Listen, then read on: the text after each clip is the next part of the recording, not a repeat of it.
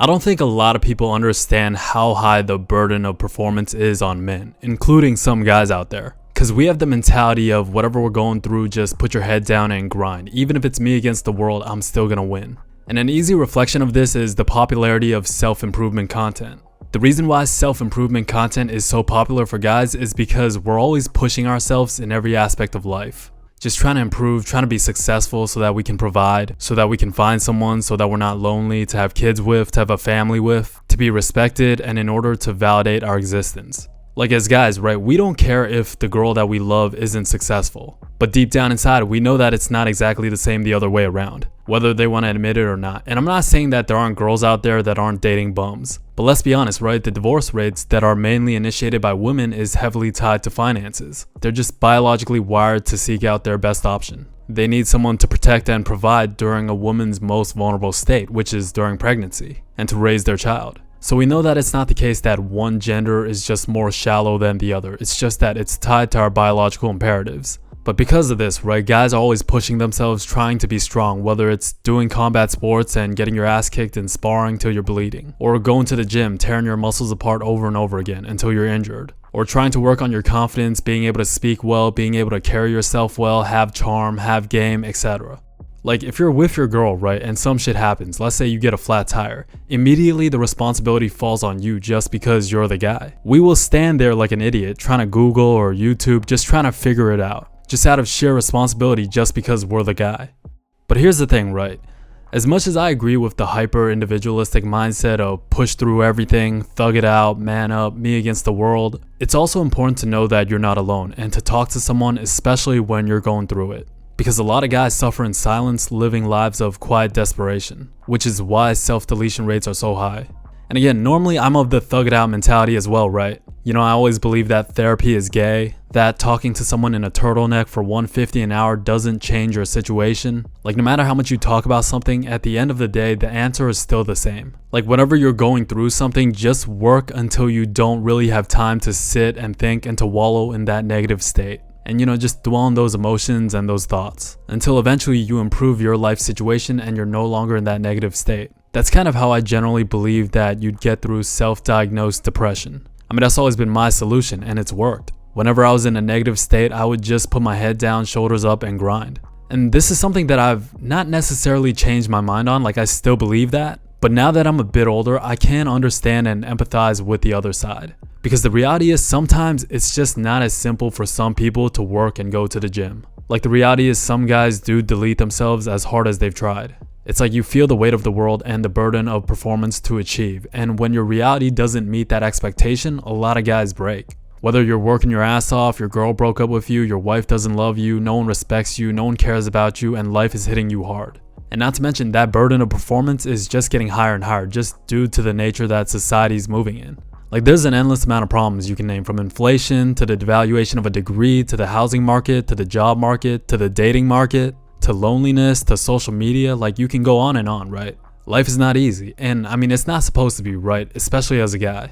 But the reality is the burden of performance has never been higher, and so have the expectations of women because of social media. The dating market is globalized and your competition is no longer limited to the people in your community. You know, it's not just the people you see at your grocery stores or at church or her coworkers that are hitting on her. You're competing against the world and you're competing against her social media feed. Because all it takes is one DM, and if his profile is slightly more interesting than yours, then it's a wrap.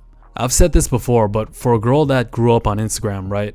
It's hard to look at the guy working a 9-to-5 at Home Depot driving a 2002 Toyota Corolla and look at him as a viable option, even though he's probably a good, honest, hardworking man. And of course, on top of that, social media isn't real, right? Because all you see are wins, so you're going up against her false perception that's been curated by social media. Like generally speaking, what most guys want is a girl that's somewhat pretty, somewhat cute, that's gonna be loyal, and a good wife and mother. That's pretty much it. Again, it's not exactly the same the other way around. Trust me, I've been on enough dates to know that the bare minimum isn't exactly the bare minimum. And I'll tell you guys this, right? In the past decade, I've probably cried one time. And that one time was unfortunately in front of my girlfriend at the time. And that's the first and last time that I'm doing that. But I was in a situation where I physically couldn't remove myself and the tears kind of just came out. Like trust me, I didn't want to. It's not like I wanted to cry in front of my girl. I was just in a tough situation and I'll never forget the look on her face.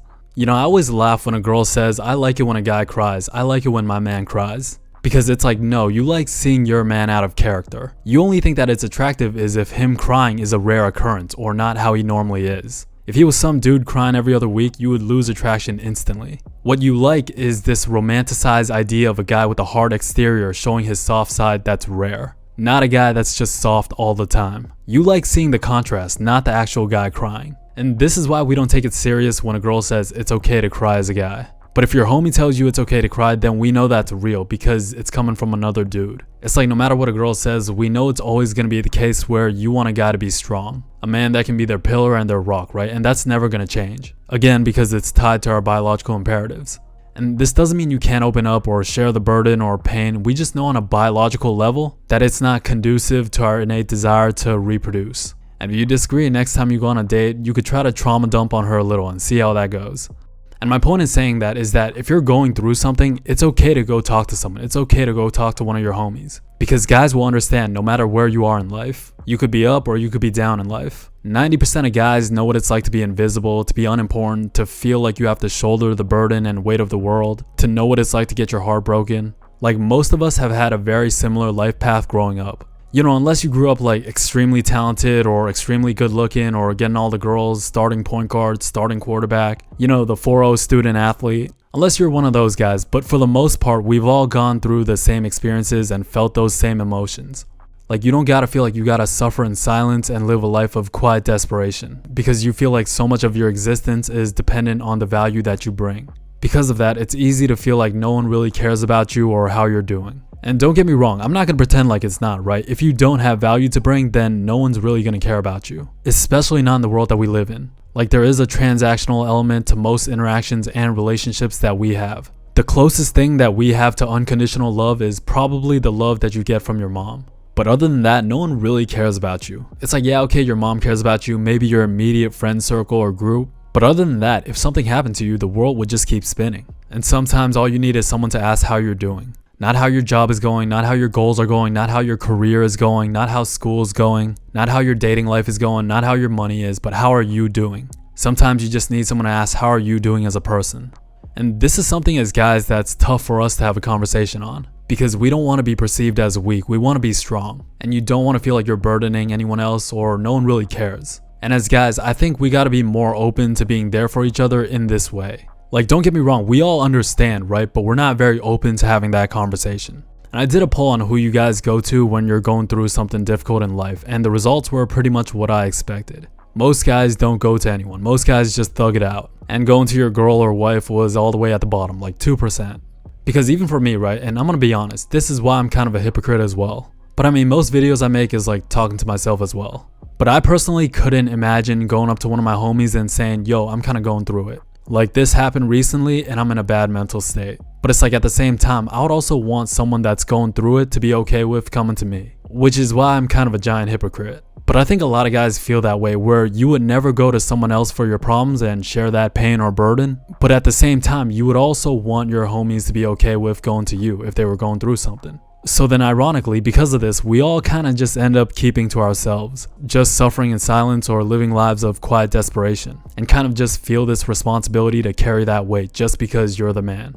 And listen, I don't have the answers, but deleting yourself and giving up is definitely not it. And I can't say for certain that as long as you don't give up, everything's gonna work out and pay off, because that would be disingenuous. The reality is a lot of people don't get that fairy tale ending. Like a lot of good people meet unfortunate ends. Whether you're working your entire life 9 to 5 and all of a sudden lose everything, get divorced, etc. Maybe you went through some tragedy, maybe life hit you in some way. Oftentimes life isn't fair, and we know this, right? So I can't just say, oh, as long as you don't give up, that everything is gonna work out and be okay. But what I can guarantee is that if you do give up, then it's 100% over. Then there's absolutely nothing left.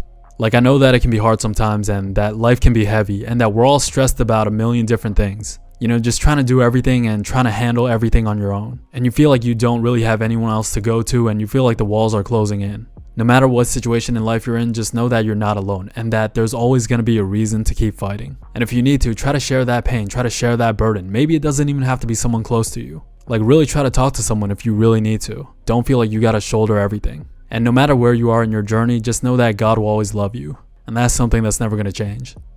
Anyways, hopefully you got some from that. This was just kind of something that I wanted to say. Just something that was on my mind. Maybe someone can benefit from hearing this. And yeah, I hope you're doing well. Thank you for listening. I love you. I appreciate you. With that said, make sure you stay true. And I'll talk to you real soon.